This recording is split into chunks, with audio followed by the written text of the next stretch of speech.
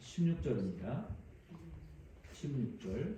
저물매 제자들이 바다에 내려가서 배를 타고 바다를 건너 가버나움으로 가는데 이미 어두웠고 예수는 아직 그들에게 오시지 아니하셨다니 큰 바람이 불어 파도가 일어나더라. 아멘. 예수님께서 오병이어의 사건 이후에 그 분위기가 여러분 어떻겠습니까? 예를 들어서 어떤 목사님이 이제 교회를 성도님들과 함께 개척했어요. 근데 그 교회에 이 오병이어의 기적이 일어났다. 여러분 어떤 일이 일어났을까요? 막 뉴스에 나올 일이잖아요. 그렇죠?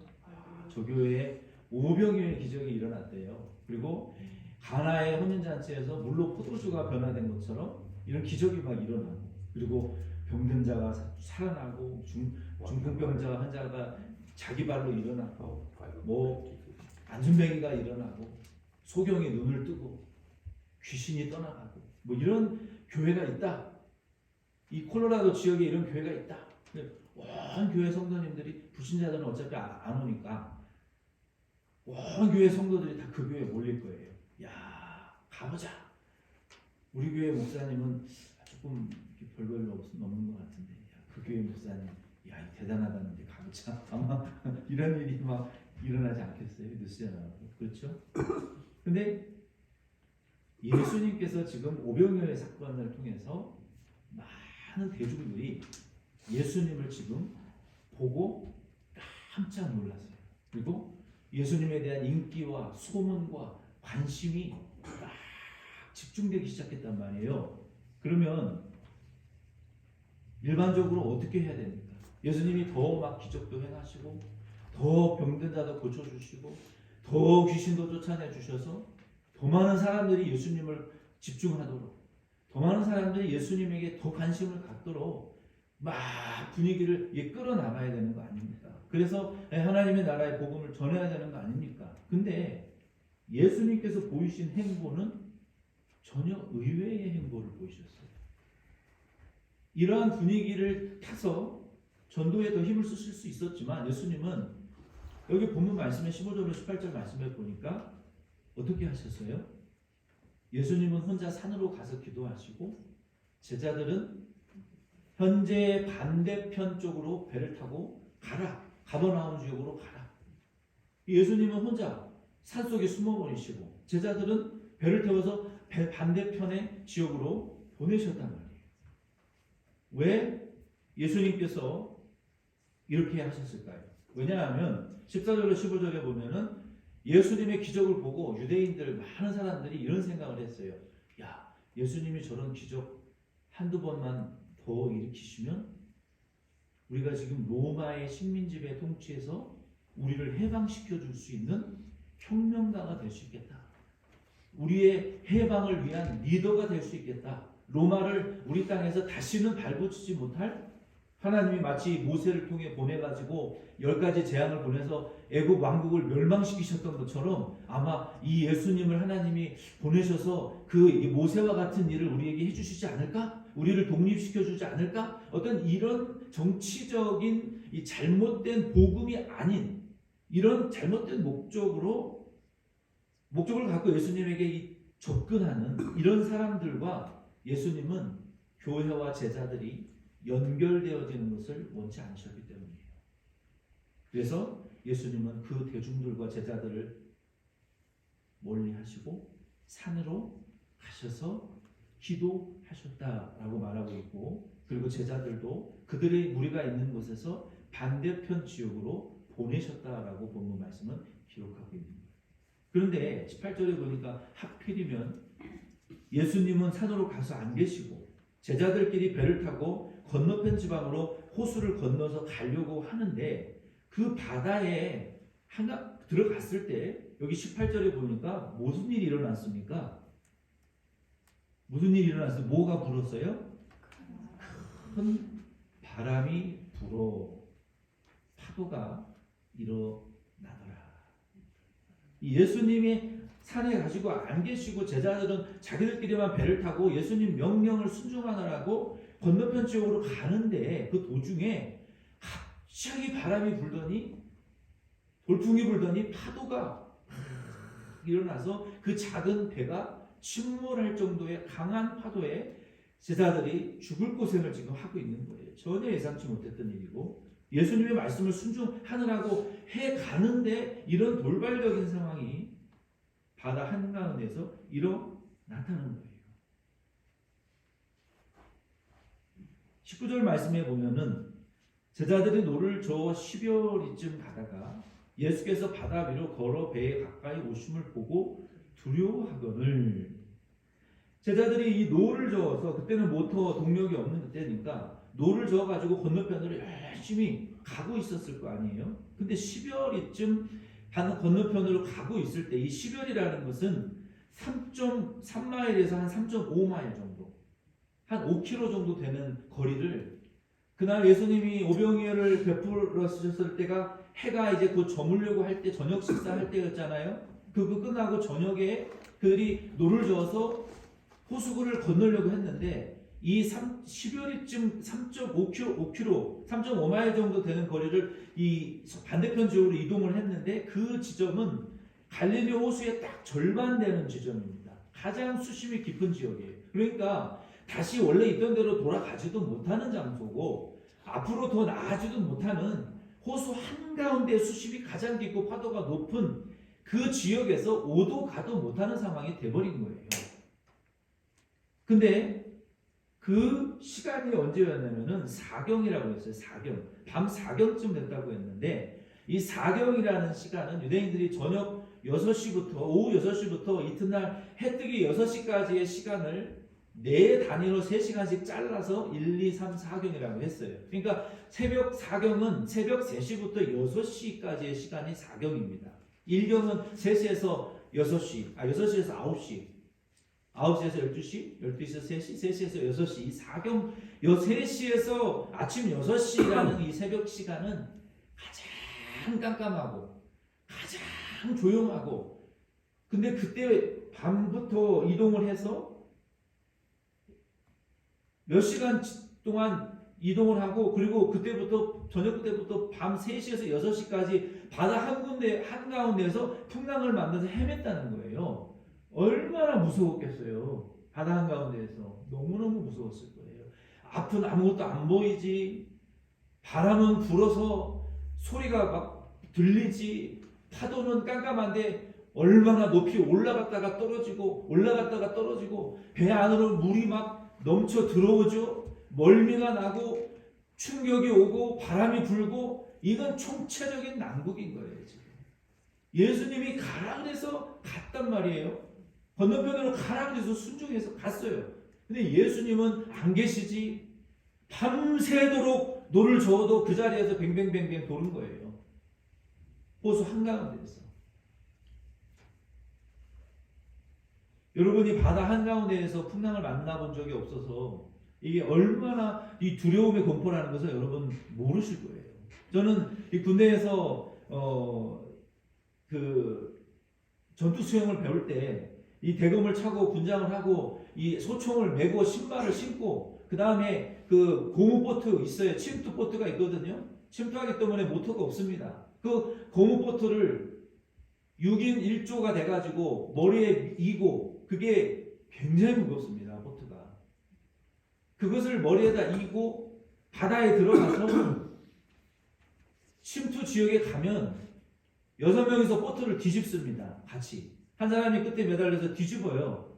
그리고 그 보트를 뒤집어서 다 보트 안에 이렇게 들어가면 물과 보트 사이에 공기 압력이 있어서 공기층으로 목만 내밀고 숨을 쉴 수 있습니다. 여러분 그 공포가 얼마나 무서운 줄 아세요? 그리고 북한의 침투해서 요인을 암살하는 이런 수중 작전을 연습하면서 물에 대한 공포가 너무너무 두려워요. 수영을 못하면 바닷물을 거의 뭐 5g씩 마시고 그랬어요. 막 억지로 마시고, 조교들이 일부러 물에 대한 두려움을 없애기 위해서. 그러면서 물에 대한 공포를 이렇게 헤쳐나가게 되는 거예요. 그리고 또 한국에서 부산에서 일본을 배 타고 여행 갈 기회가 있어서 대형 크루즈십을 타고 여행을 가는데 새벽에 잠을 잘 수가 없어서 갑판에 나가봤어요. 시커먼 바다에 파도가 치고 망망대해에 산같이 큰 배가 흔들흔들 하는데요.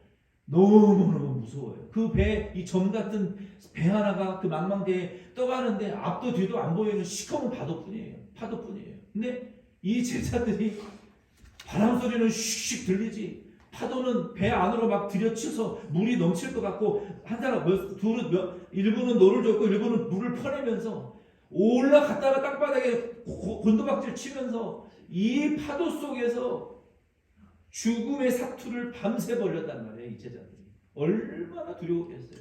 우리가 이 시점에서 생각해 봐야 될 것은 마태복음 14장 26절 말씀에 보면, 그때 예수님이 이 파도, 성난 파도를 밟고 예수님이 밤에 새벽 3시에 그 깜깜한 밤에 누군가가 바다 위로 걸어온다. 야, 이거 기절할 일이죠. 제자들은 그분이 예수님이라는 생각은 상상해도 못했어요. 안 그래도 죽게 생겼는데 사면초가로 유령 같은 물체가 바다 위로 걸어, 예수님이라는 걸 모르니까. 마태복음 14장 26절에 보면 제자들은 다 귀신 유령인 줄 알았다고 했어요. 죽음의 사자가 자기를 데리러 온 줄 알고, 제자 살려, 유대인 제자 살려, 막 뭐 아주 아주 아사리판이었겠죠. 여러분, 아사리는 표준어입니다. 찾아보세요, 무슨 말인지. 아사리 현장에 있었어요. 그때가 새벽 3시에서 6시였으니까 여러분 생각을 해보세요. 새벽 3시에 하는데 막 누가 바다 위로 이렇게 걸어온다. 예수님인지도 모르는데 얼마나 무서워서 아주 정말 아사리판이 되었을 거예요. 제자들 귀신이다 이렇게 그랬단 말이에요. 근데 우리가 이 시점에서 생각해 봐야 될 것은, 우리가 전지적 예수님의 시점으로 이렇게 쭉 뒤로 좀 물러나서, 예수님은 지금 이 오병이의 사건 이후로 인기와 관심이 초집중이 된 상태인데, 왜 하필이면 이 시점에 왜 예수님은 왜 홀로 산으로 가셨고, 왜 제자들을 따로 같이 동행하지 않고 왜 그들만 이 호숫가에 집어넣으셔서 바다 한가운데에서 이런 고통과 고난을, 예수님 말씀 순종해가는 제자들에게 왜 고난을 당하게 하셨는가? 이거는 예수님이 전적으로 의도적으로 이 일을 당하게 하신 거거든요. 예수님이 의도적으로 산으로 혼자 가버리셨어요. 제자들을 의도적으로 그들만 홀로 호숫가에 넣어놓고 거기서 이 죽음의 고통을, 앞으로도 뒤로도 나갈 수 없는 이 고통을 당하게 하셨단 말이에요. 왜 그렇게 하셨을까? 왜?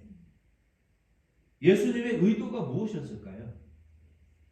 저와 여러분도 한번 생각을 해봅시다. 저와 여러분들이 10살을 살았건 뭐 60살, 70살을 살았건, 우리가 지금까지 걸어온 여러분의 삶의 여정을 이렇게 돌아보면 지금은 보여요. 아, 이거 하나님이 나 이렇게 고난의 도가니에 넣어놓으신 때가 그때였구나. 내가 그래서 그 가운데에서 주님을 만났고, 그래서 내가 하나님의 에베네셀의 은혜로 여기까지 살아온 것이구나. 아, 하나님의 섭리가 너무 몰랐다. 이거는 지나고 나야 깨닫게 되는 은혜지, 당하는 당시에는, 그 고난의 풀무풀 속에 들어가 있는 당시에는요, 그냥 엎드려져서 눈물, 콧물 흘리면서 주님 의지하는 수밖에 없어요. 한번 여러분 돌아보세요. 여러분들이 지금까지 살아오신 인생의 여정을 이렇게 돌아보실 때, 이건 하나님이 하신 일이지 내 계획대로 된 게 아닌가, 이런 고백을 여러분 하실 수밖에 없을 거예요. 그렇죠? 근데 그러한 과정이 언제 끝나느냐? 내가 이 육체를 벗어야 끝난다는 것을 여러분 반드시 믿으시기를 바랍니다.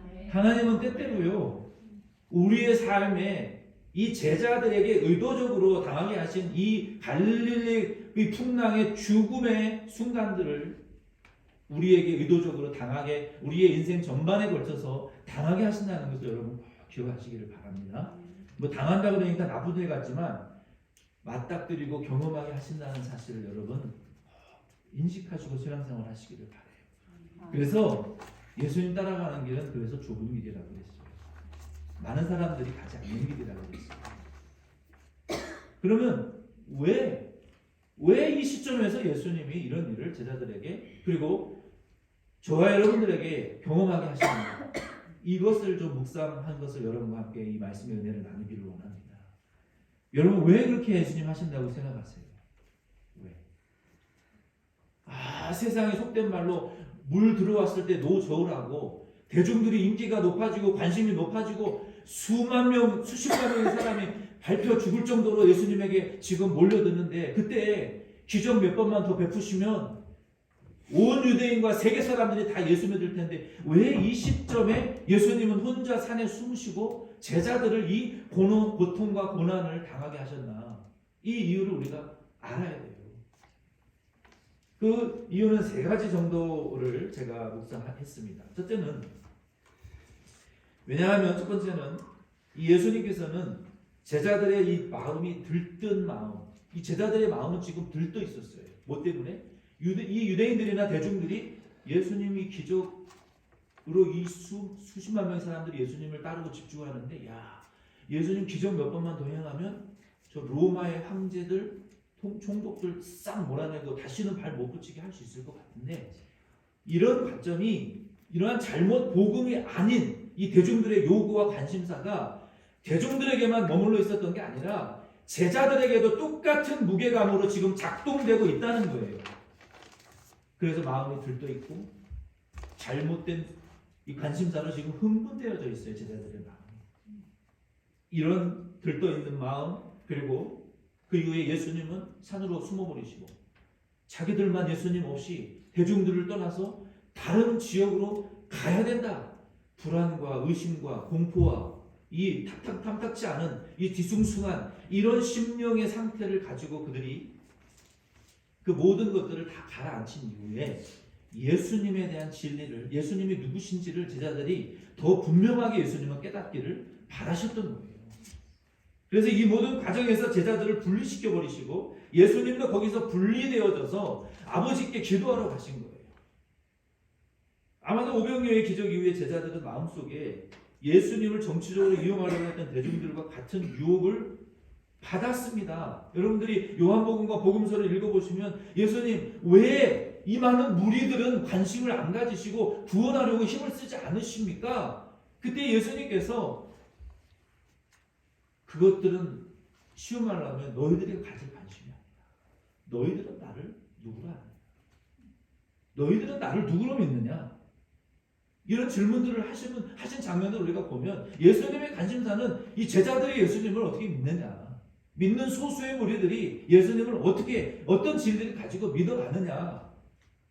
이것에 대한 관심사가 높았지. 대중들이 왕이 되어 주십시오. 약자를 구원하고 가난한 자들을 구원해서 정치적인 리더 혁명가가 되어 주십시오. 이 하나님의 나라의 운동과는 상관없는 일입니다. 예수님은 제자들이 그것에 대한 바른 대답을 예수님에 대해서 갖기를 원하셨던 거예요. 그리고 제자들은 이런 생각으로 예수님을 따랐어요. 처음에는. 그래, 예수님께서 오병이어의 기적을 지속적으로 일으키신다면 만약에 많은 가난한 자들에게 양식을 줄 수 있을 것이다. 그리고 예수님을 따르는 많은 무리들을 선동해서 이스라엘이 로마의 통치에서 벗어나게 할 수 있을 것이다. 이렇게 속으로 생각하고 예수님을 따랐던 자들이 대부분의 제자들이었습니다. 12 제자들이. 베드로도 부인할 수 없는 사실이에요. 아직 진짜 제자가 아니었죠. 이러한 복잡한 생각들로 제자들의 마음이 뒤흔들렸고 제자들도 대중들이 선동된 그 생각에 사로잡혀서 마음이 들떠 있었어요. 예수님은 제자들뿐만 아니라 오늘 모든 그리스도인들도 지금 풍랑이 일어나는 갈릴리 바다와 같은 세상 속에 저와 여러분을 남겨두고 부활하사 하나님 보좌 우편으로 승천하셨습니다. 영으로 함께 하시지만 물리적으로는 지금 우리와 육체적으로는 함께 하지 않으세요. 우리 안에 성령이 우리와 함께 계십니다. 여러분 그것을 믿으시기를 바랍니다. 아멘. 예수님께서 요한복음 20장, 21장, 22장 계속 읽어보면 아버지 내가 지금 아버지께로 이제는 부활해서 가는데 저들을 세상에 홀로 남겨둬야 되는데 아버지 내가 올라가면 약속하신 성령을 저들에게 부어주십시오. 저 성령이 와야 저들 속에 임마누엘로 함께 영원히 동행하셔서 저들을 천국까지 견인시켜 주시고 가르쳐 주시고 보호하시고 인도하시고 진리를 알게 하실 성령을 보내주셔야 됩니다. 홀로 둘 수 없습니다. 이런 기도를 하시지 않았습니까? 예수님께서 저와 여러분들은 이 세상에 지금 갈릴리 바다와 같은 풍랑이 일어나는 가끔 바람이 일어나서 돌풍과 바람이 일어나서 풍랑이 일어나는 이런 세상에 저와 여러분들을 홀로 남겨두셨단 말이에요. 예수님이 제자들을 가버나움으로 보내면서 진리를 바로 알지 못하는 저 제자들을 향해서 예수님이 아마 그 산에서 성경에는 없지만 무슨 기도를 하셨겠습니까? 아마 이렇게 기도하셨을 거예요. 아버지 하나님, 오병이어의 본 기적을 본 저 무리들과 내 제자들이 나를 세상의 정치적인 혁명가나 영웅으로 삼으려고 합니다. 그러나 아버지 하나님께서 오병이어의 기적을 통해서 나를 보내신 것은 당신이 나를 보내신 자 예수 그리스도를 아버지의 뜻대로 여기 29절에 보면은 믿는 일을 하기 위해서 보내신 것을 믿습니다. 나는 생명의 떡입니다. 48절에 세상에 왔듯이 믿는 자들에게 51절, 54절, 58절 말씀처럼 영생을 주기 위해서 하나님이 보내신 생명의 떡인 것을 이 오병이어의 기적을 통해서 보여주고 저들이 깨닫고 믿어지게 해주시옵소서. 이 진리를 내 제자들과 저 사람들이 알게 해주시옵소서. 이런 기도를 하지 않으셨을까요? 그런데 그 기대와는 달리, 기도와 예수님의 기대와는 달리 제자들의 마음은 들떠 있었고 정치적인 잘못된 목적을 갖고 있는 대중들과 동일한 목적으로 예수님을 따라다녔어요. 그리고 그들의 마음은 의심과 왜 예수님이 이런 행동을 하시지? 지금 이런 분위기 좋을 때 더 사람들을 만나서 전도하셔야 되는데 왜 혼자 숨어버리시고 왜 우리를 버리시고 갈릴리 호수 한가운데서 이런 풍랑을 돌풍을 고생을 하게 하시지? 이런 불안과 두려움과 의심에 사로잡혀 있었어요.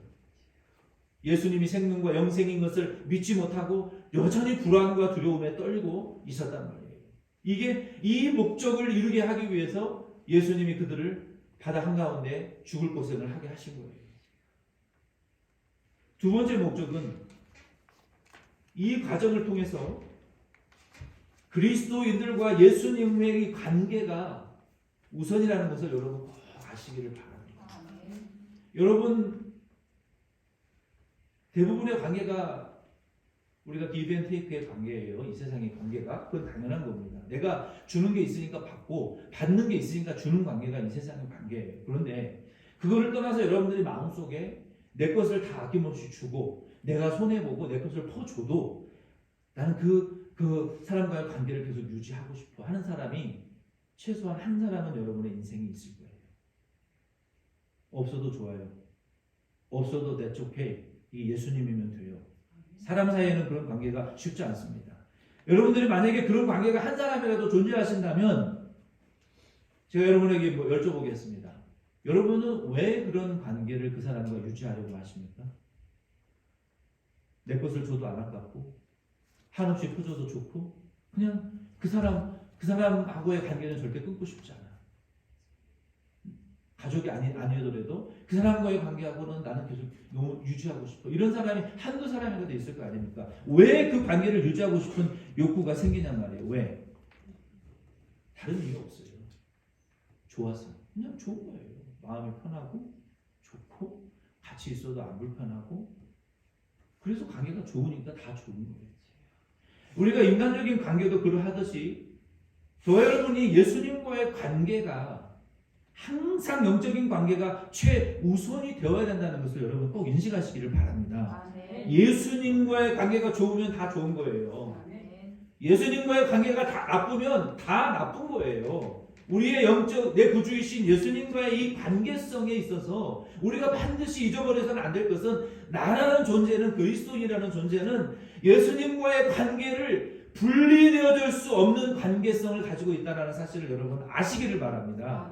오늘 이 본문 말씀을 통해서 예수님이 제자들에게 보여주시고 예수님과 분리되어졌을 때 잘못된 목적을 가진 대중들과 제자들이 세상으로부터 버려지고 분리되어졌을 때 그 관계 속에서 고난을 만나고 예상하지 못했던 돌풍을 만났을 때 예수님이 제자들이 깨닫기를 원했던 진리 한 가지는 제자들아 내 사랑하는 제자들 너와 나의 관계는 절대로 분리되어져서는 안 된다. 이 레슨을 주기를 원하셨던 거예요. 예수님과 분리되어진 제자들 풍랑을 만납니다. 여기에 마태복음 14장 22절로 34절 말씀에 보면은 똑같은 본문의 사건인데 여기에 기록되어지지 않는 한 가지의 중대한 사건이 마태복음 14장 22절로 34절에 기록이 되어 있습니다. 그 사건이 무엇이냐면은 예수님께서 새벽 3시에서 6시 사이에 아마 해 뜨기 전이었겠죠. 깜깜한 그 죽을 풍랑을 만나서 사투를 벌이고 있고 오도 가도 못하는 그 고통의 현장에 예수님이 파도를 밟고 나타나셨어요.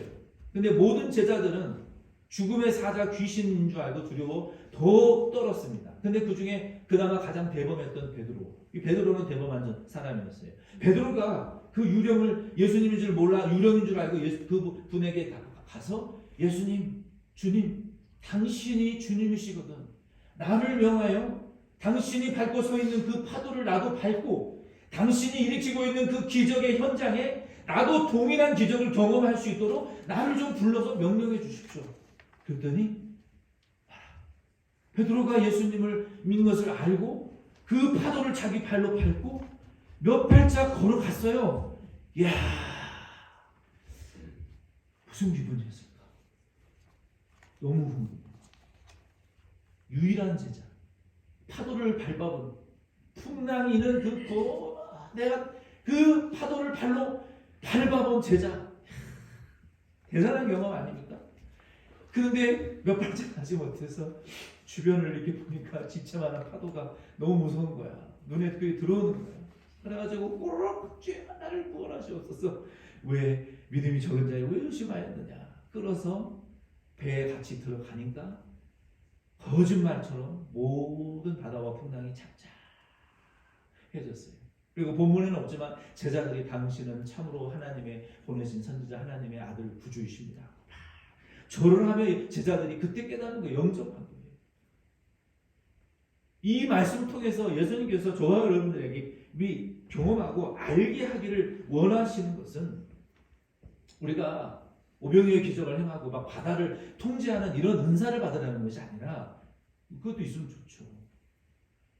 예수님이 이 사건을 통해서 우리에게 보여주시고자 하신 이 베드로가 파도를 밟고 걷다가 쑥 빠져서 구원받았고 예수님이 배에 타자 모든 파도와 이 풍랑이 잠잠해진 사건을 통해서 예수님이 제자들에게 의도적으로 그 풍랑 속에 우리를 집어넣어 놓고 우리가 깨닫기를 원하셨던 진리의 레슨은 무엇이었냐면 얘들아 너희들에게는 내가 필요해.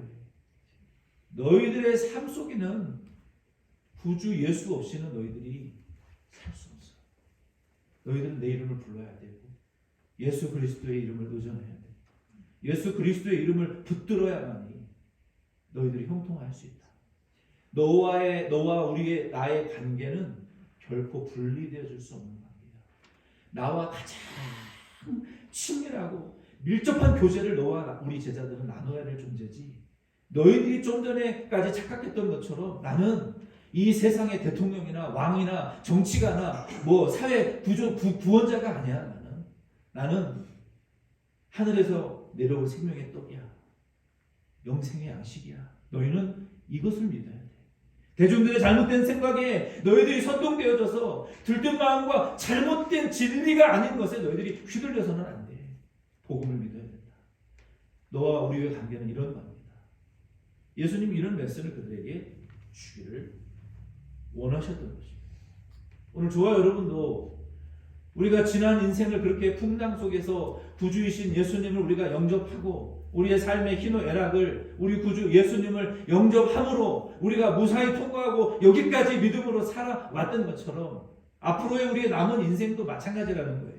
저와 여러분들이 이 복음이 아닌 다른 것으로 우리의 마음이 들뜨고 불안하고 의심해서는 안 되고 우리 구주 예수님 하나님의 보내신 구주요 선지자요 우리의 제제사장요 왕이신 예수 그리스도에 대한 이 믿음과 예수 그리스도에 대한 이 사랑과 그리스도 예수님과의 영적인 관계성이 약해져서는 의심하고 불안해져서는 안 된다는 거예요. 그 어떤 요소에 의해서가. 아멘이십니까?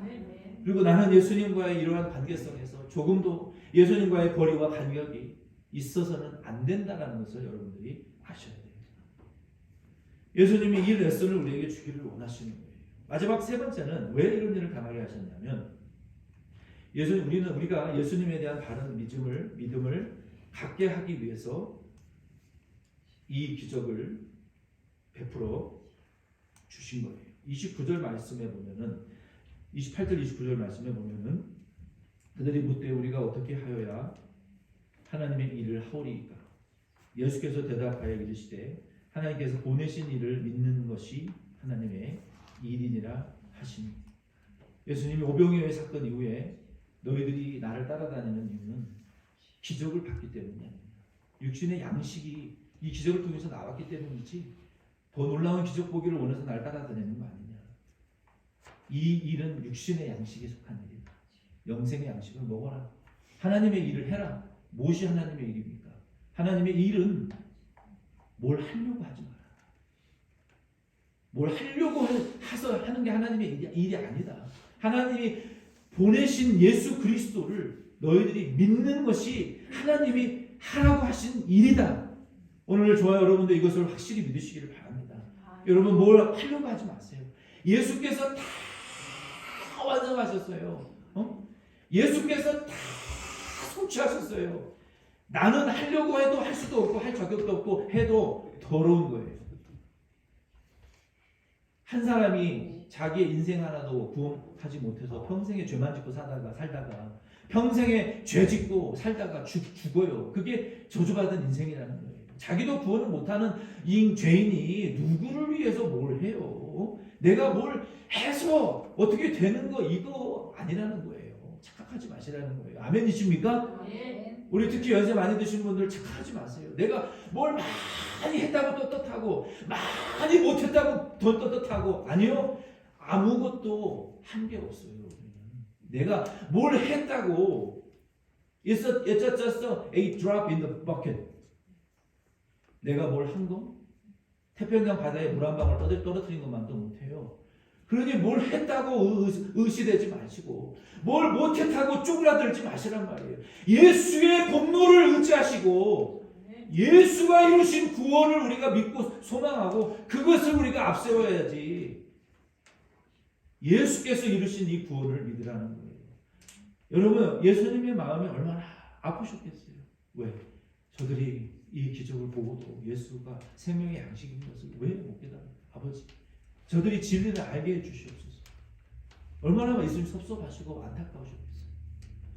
저와 여러분도 우리의 삶에 예수님 말씀 순종한다고 했지만 호수 한가운데에서 풍랑을 만나고 예상치 못했던 고난과 돌발 변수들이 우리의 삶에 일어난다 해도 저와 여러분들이 잊지 말아야 될 것은 나와 예수님과의 관계성을 절대 잊지 마시길 바랍니다. 아멘. 예수님 나의 구주이시고 내가 그분의 속죄받은 나는 자녀다.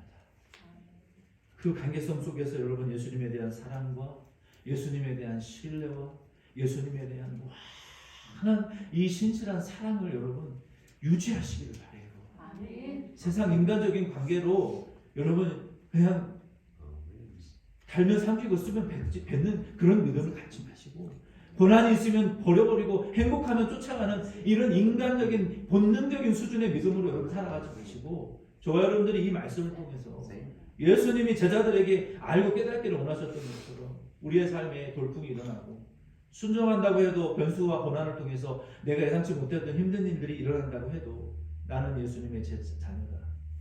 구원받은 자녀고 예수님이 나의 구주시다. 여러분 그렇게 신뢰하시기를 바라요. 아멘. 그게 다예요. 그게 우리의 전부예요. 그게 우리를 지탱하는 유일한 가장 큰 은혜의 뿌리라는 것을 여러분 아시고 제자들은 지금 예수님과의 그런 관계가 없어요. 오늘 저와 여러분도 우리 자신을 잘 진단하시고 예수님이 배에 승선하셔서 제자들을 향해서 평소에 요한의 아들 시모나 평소에 제자들을 부르셨던 음성으로 내니 얘들아 나야 두려워하지 마. 여러분들 집에 아빠 엄마가 들어오실 때 아빠 엄마 나야 뭔 긴 말이 필요합니까? 우리 예수님이 내 이 공포의 현장과 풍랑이는 바닷가 호숫가에 두려워 죽을 것 같은 고통으로 우리가 압박을 느낄 때 우리가 예수님과의 이 믿음과 사랑을 더 끈끈하게 관계성을 우리가 회복하면 예수님 우리에게 오셔서 예수님 나야 이런 친밀한 이 관계의 관계. 여러분 주님 내 사랑하는 아들아 내 딸아 이게 별거 아닌 게 아니에요. 누군가의 누군가 집에 갔을 때 누군가가 왔어 밥 먹자. 내가 집에 갔을 때 아들 딸 왔어 그래 힘들지. 이 위로가 여러분 얼마나 큰 위로인지 아세요? 저는 집에 가도 부모님들이 단 한 번도 집에 있어 본 적이 없어요. 그래서 항상 빈집, 항상 빈 밥상, 항상 아무도 없는 데. 유년 시절 때 외로웠어요. 근데 주님이 나를 인격적으로 만나서 주님이 나를 치료해 주시고 나를 정말 친밀하게 위로해 주셨어요. 너무 친밀한. 그리고 5G, 6G, LTE급으로 주님이 나에게 응답해 주셨어요. 처음 예수님 만났을 때. 그래서 지금도 힘든 때가 있을 때 그때를 생각하면 마음이 따뜻해져요. 내게는 예수님의 위로와 교제가 있었지. 그게 나를 지탱하게 하는 유일한 힘이에요. 저 여러분도 이 세상은 풍랑이 이는 갈릴리 바다와 같다는 것을 인식하시고 예수님을 바른 믿음으로 바라보시고 바른 믿음으로 사랑하시기를 바랍니다. 아멘. 예수님이 내니 두려워하지 말라 했을 때 제자들이 기뻐하며 영접했다라고 말하고 있어요. 영어 성경에는 willingly accept 했다 그랬어요. 예수님을 적극적으로 모시고 초청하시기를 바랍니다. 아멘. 예수님을 적극적으로 부르시기를 바라요. 아멘. 여러분의 삶의 희로애락에 그분을 초청하셔야 돼요. 아멘. 그분에 대한 기대와 그분에 대한 소망과 그분에 대한 기대감만 여러분 커져나가시기를 바라요. 아멘. 그리고 그리스도인들이 예수님과 분리될 수 없는 관계인 것을 아시고 저 여러분의 마음을 잘 다스리시고 우리의 삶의 희로애락을 다른 누구와 나누려고 하지 마시고 예수님과 함께 여러분 나누시기를 그리고 잘 통과하시기를 바랍니다. 아멘. 예수님이 승천하신 이후에 그들이 원하던 목적지에 잘 도착했다라고 21절에 기록했던 것처럼 우리 교회와 가정과 우리 사랑하는 성도님들과 저와 여러분들이 우리가 원하는 목적지에 가기 원하면 이 풍랑이는 바다와 같은 이 세상살이 우리의 삶에 일어나는 희로애락 가운데 예수님과의 관계성 이게 제일 중요합니다. 예수님을 그렇게 초청하시고 사랑하시고 우리의 들뜨고 두렵고 의심하고 불안한 이 마음을 여러분 다 가라앉히세요. 지금 가라앉히세요. 가라앉히시고 예수님이 나의 생명의 양식입니다. 진리와 함께 삼키세요. 진리와 함께 여러분 삼켜서 뱃속으로 내리세요. 내 희로애락의 감정을 진리와 함께 여러분 끌어내리시면 이 진리가 우리를 이걸 소화시키게 할 거예요. 내 감정의 그릇으로는 안 됩니다. 진리로 함께 여러분 끌어내리시고 안정시키시고 소화해내시고 그러면 진리가 우리에게 예수가 우리에게 자유를 주시고 여러분 복잡 다단하고 뒤숭숭하고 들떠있고 불안하고 의심하는 이 마음들 다 오늘 이 말씀을 통해서 가라앉히시기를 예수의 이름으로 부탁을 드립니다. 아멘. 예수님을 생명의 양식으로 나의 구주로 여러분 붙드시고 이 희로애락을 이겨나가시기를 바랍니다.